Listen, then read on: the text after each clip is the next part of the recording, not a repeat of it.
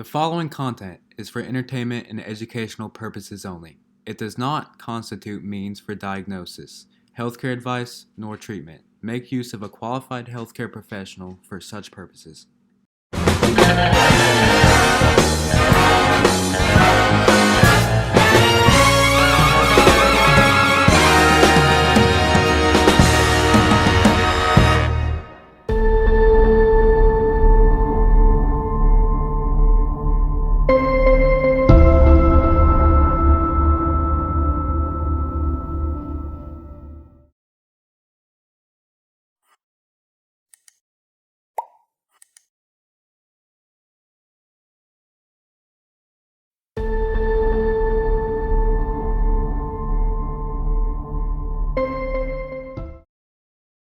Let's talk a little bit about schizophrenic disorders.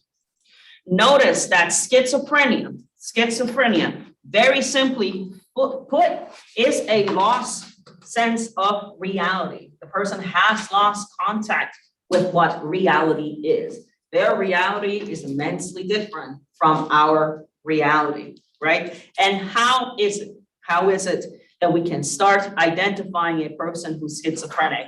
One of the first things that we'd like to notice is that the person has delusional behavior. What is delusional behavior in regards to mental health? When I have a person that is delusional, irrespective of how much evidence I show you that your statement is not accurate, the person will hold that belief.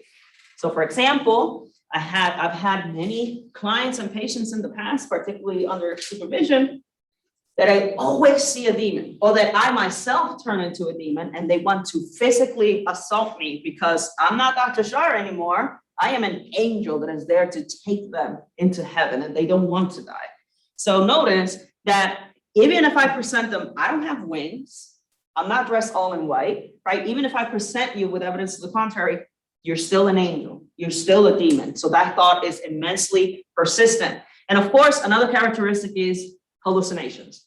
Right? Hearing things, seeing things, tasting things, feeling things that are not substantiated by physical evidence, right? They're simply not substantiated. Some people, one of the most common ones is hearing things or seeing things, but we also have individuals who can taste things and they can feel things. They can feel someone touching them, grabbing them, pushing them, pulling them. So notice that is another aspect.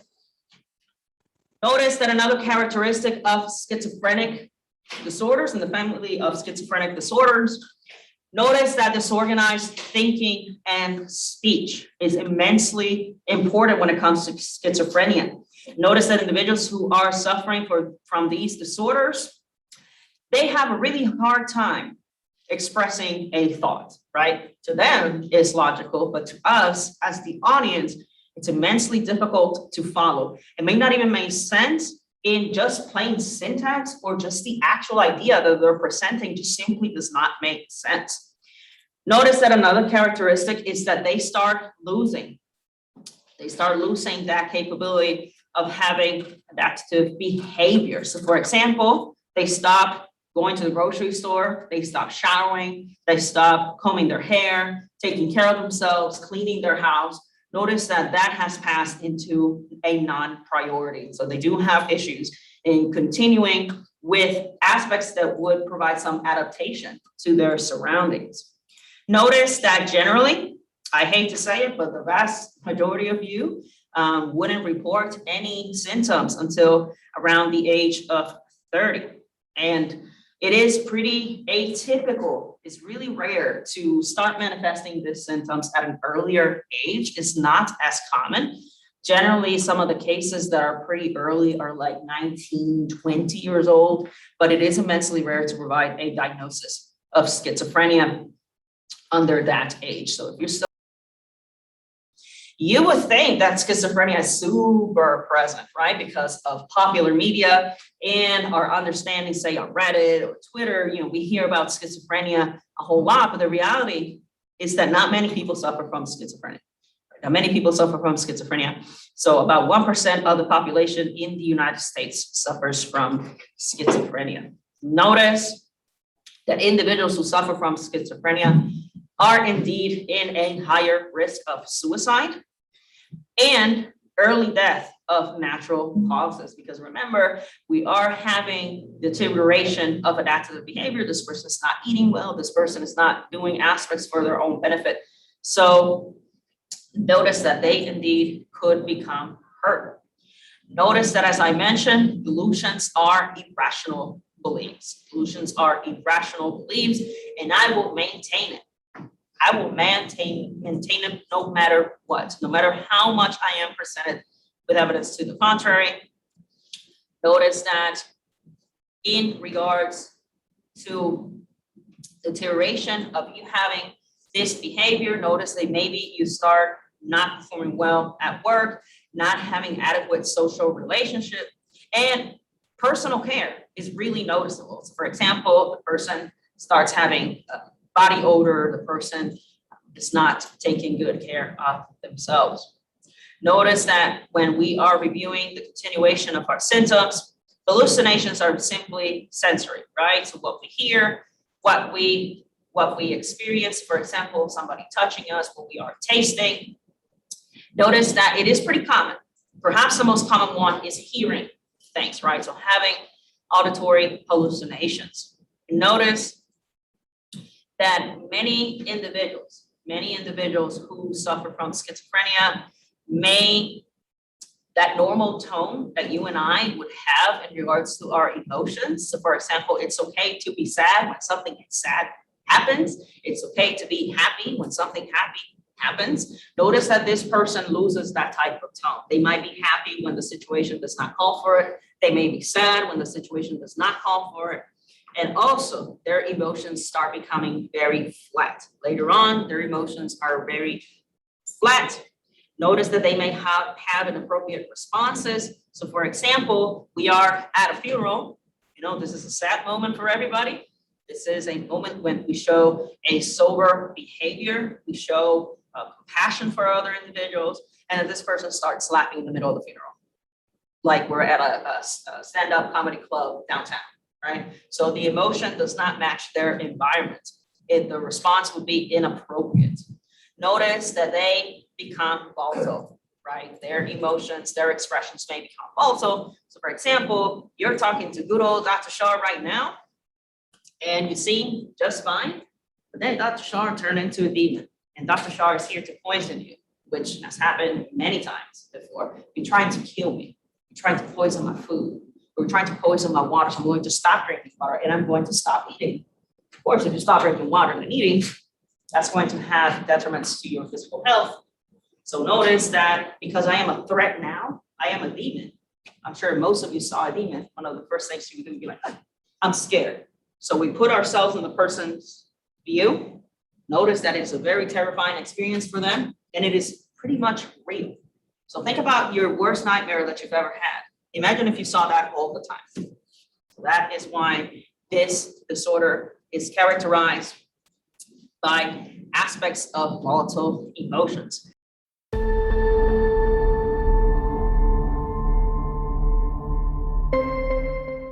I am going to show you an illustration of a pretty good video of a representation of what hallucinations and delusions look like for an individual who has schizophrenia. It does have foul language and can also have aspects that could include harm. So if that's something you don't want to hear, I highly welcome you to leave the classroom or use headphones or do something else. Remember that your mental health is always the most important thing.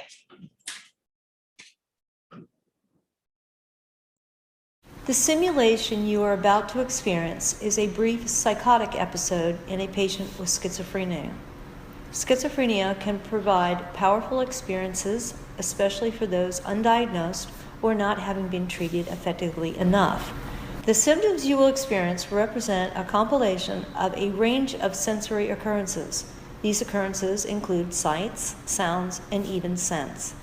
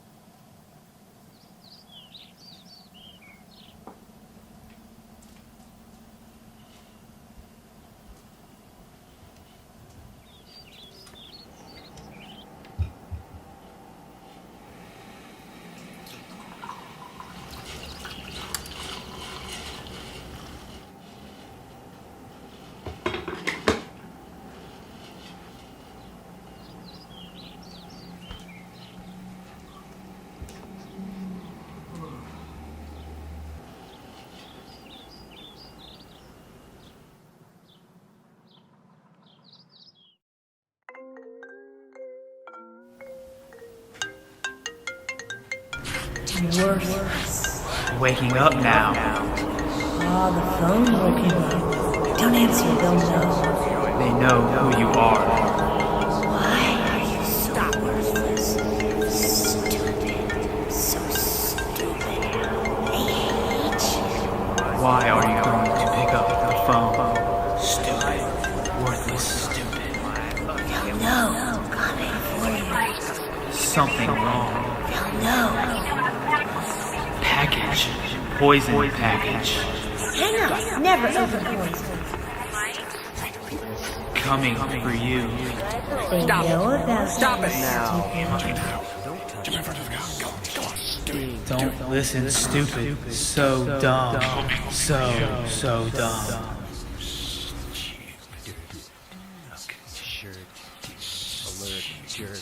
Make a list, you ungrateful. Make up a list on. Built to protect St. Augustine from invaders, it's now a great place to escape the smell of the 7,000 tourists. They know it's Why aren't you doing what we say? You have no friends. The TV is not your friend. The city commissions are the only people Don't listen to it. Don't listen to it. He's not real. He's not real. He's not telling you the right things to do. No, turn the box off. plenty of opportunities to develop a heroin addiction in their spare time. Now for a quick check of the weather. Yeah, I look like a weatherman. He knows. There's a slight chance of tons of rain, partly chance of you being a loser, 100% chance of you being worthless. Oh, what are you doing today, guy? You just gonna sit there with your mouth open like that? Coffee. Yeah, smart move. Worthless. Coffee. Do it, stupid. You have no friends. Waste of your time. Now getting coffee. Do it, stupid. Too hot. Fire. Don't drink poison, stupid.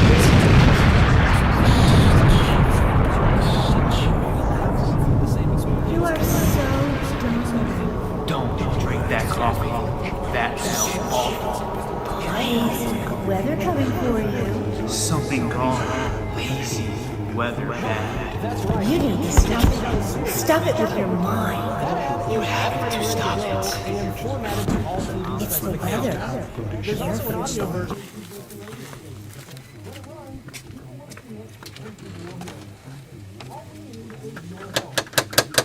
He has to enter. Stay in. Do something. Stay away from the door. Protect us. Use your mind. Stop the weather. No, don't answer. You are stupid to open the door. He has to answer. Don't do it. This is for you.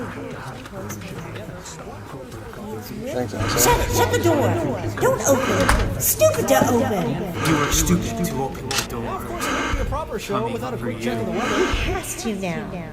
Reaching for All you. the time we have left for That this. is what I think it is. Grab my hand. Part of the plot coming for you. Florida and others. Hey, I'm home. Did you get my call? I tried calling you about my package that's coming. I was wondering if it came. Oh, I see it came. She knows. Know all your worthless secrets. Coming to get you. And your secrets. Just stop Mike, are you okay? I'm trying. worried Give about you. up. You're not acting right. Can you Worthless. get you to the hospital? Hospital steal your secrets. She's coming closer.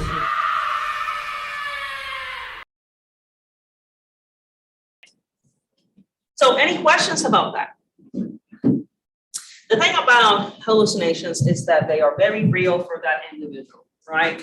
Notice that towards the end, he started seeing that female as a threat, right? So notice that a lot of hallucinations were very violent, right? They were very aggressive, like you're worthless, you're stupid, right? That's actually really typical for individuals in America who have schizophrenia. In other cultures, generally their hallucinations are more benign, let's use that term. So notice they start seeing their dead grandparents, they start seeing their ancestors, and they may be a little bit more benign, whereas here in America, generally our hallucinations tend to be a little bit more violent, and then they tend to be more aggressive.